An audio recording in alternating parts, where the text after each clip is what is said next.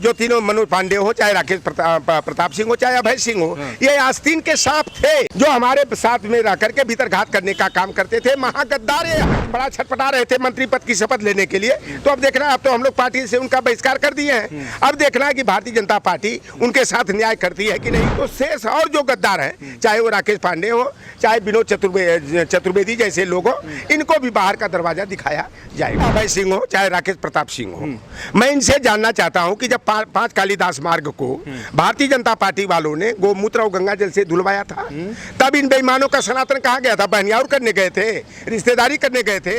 अगर तो इनके में नैतिकता है, इन बेईमानों में, इन गद्दारों में, तो विधानसभा से इस्तीफा दे दें, क्योंकि हमारे वोट की ताकत से ये विधायक बने हैं। इनकी हैसियत पता चल जाएगी, चाहे वो मनोज पांडे हो, चाहे राकेश प्रताप सिंह हो, चाहे अभय सिंह हो। एक सवाल और हम इससे हटके थोड़ा सा करेंगे। अभी एक आपके पार्टी के 3 विधायक जो है, कल उनको आपके पार्टी का राष्ट्रीय अध्यक्ष जी ने निष्कासित किया है पार्टी से। उनको लेकर क्या कहेंगे? क्योंकि एक समय ऐसा था कि वो अखिलेश यादव के बड़े चहेते और आप अपने उनके बगल में बैठने वाला बड़ा चेहरा था। उनको कैसा जिस तरीके से हुआ, उनको कल निकाल दिया गया पार्टी से, उसके लेकर क्या कहेंगे? देखिए, जो तीनों मनोज पांडे हो, चाहे राकेश प्रताप सिंह हो, चाहे अभय सिंह हो, ये आस्तीन के सांप थे जो हमारे साथ में रह करके भीतर घात करने का काम करते थे। महागद्दार हैं। अच्छा। और अखिलेश यादव जी ने कल इनको निकाल करके कि भारतीय बड़ा छटपटा रहे थे मंत्री पद की शपथ लेने के लिए। तो अब देखना, अब तो हम लोग पार्टी से उनका बहिष्कार कर दिए हैं। अब देखना है कि भारतीय जनता पार्टी उनके साथ न्याय करती है कि नहीं, उन्हें मंत्री पद की शपथ दिलाती है कि नहीं। तो शेष और जो गद्दार हैं, चाहे वो राकेश पांडे हो, चाहे विनोद चतुर्वेदी जैसे लोग हो, इनको भी बाहर का दरवाजा दिखाया जाएगा। अच्छा, ये एक बात और बताइए कि जिस तरीके से आप कह रहे हैं बाहर छटपटाहट थी, लेकिन वो अपने सोशल मीडिया पोस्ट पे उन्होंने ये कहा कि समाजवादी पार्टी सनातन विरोधी पार्टी है, सनातन का विरोध करती है, भगवान प्रभु श्री राम का विरोध करती है। अभय सिंह ने अपने पोस्ट में लिखा कि मैं अयोध्या की धरती, प्रभु श्री राम की धरती में पैदा हुआ, उन्हीं के कुल खानदान का मैं वारिस हूँ। और उनको अखिलेश यादव ने सबसे पहले मुझे ही मना किया था कि वहाँ राम मंदिर के उद्घाटन जब हुआ, उसमें आपको दर्शन करने राम जी का नहीं जाना है। तभी से मेरे मन में खटक गया कि ये सनातन विरोधी पार्टी, अखिलेश यादव सनातन विरोधी हैं, मैं इनका पार्टी छोड़ूंगा।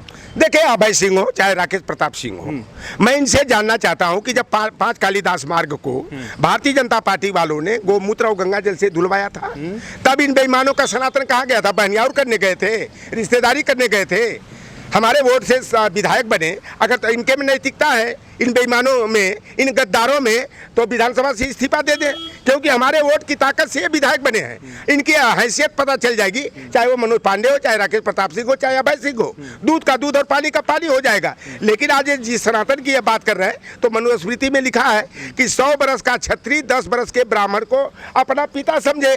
महाभारत में एक उल्लेख है कि क्षत्रिय जो होता है वह ब्राह्मण के द्वारपाल के रूप में होता है, और उसे ब्राह्मण के बगल में बैठ करके भोजन करने का अधिकार नहीं है। ब्राह्मण के खाने के बाद जो कुछ बच जाता है वह जो है कि क्षत्रियों को जो है खाने के लिए दिया जाना चाहिए। तो बताओ कि अभय सिंह हो, चाहे राकेश प्रताप सिंह हो, क्या मनुस्मृति के इस विधान को मानते हैं क्या? और क्या यही सनातन की सच्चाई है? केवल वोट के लिए मल्ला केवटबिंद हो, लोहार राजभर चौहान हो, चाहे पाल गडेरिया धनगर हो, काची कुशवाहा लोधी किसान हो, चमार पासी बसफोर हो, ये हिंदू बना लिए जाते हैं। लेकिन जहाँ सम्मान और अधिकार देने की बात आती है, समता, समानता, बंधुत्व और न्याय की बात आती है, तो हमारे साथ दोयम दर्जे का बर्ताव किया जाता है। तो भैया, ये बाबा साहेब भीमराव अंबेडकर के संविधान के तहत विश्व का सबसे अनोखा लोकतंत्र है, और यह देश चलेगा तो बाबा साहेब भीमराव अंबेडकर के संविधान से चलेगा, मनुस्मृति के विधान से नहीं चलेगा। और तुलसीदास गोस्वामी ने जो व्यवस्था दिया था कि पूजहु विप्र सकल गुणहीना और पूजहु न शूद्र गुण ज्ञान प्रवीणा, तो अब ये व्यवस्था नहीं चलेगी। जो पूजा के योग्य होगा उसका जो है कि वंदन है, अभिनंदन है, स्वागत है। और हम लोग तो भाई जोगेश्वर श्री कृष्ण को मानने वाले हैं, जिन्होंने कहा चातुर्वर्ण्यम मया सृष्टम गुण कर्म विभाग से। तो जो संस्कारित है, संस्कारवान है, चरित्रवान है, वह पूज्य है। चाहे वह वाल्मीकि के घर में पैदा हो, चाहे पाल गडेरिया निषाद के घर में पैदा हो, चाहे जाटव और पासी यादव के घर में पैदा हुआ हो।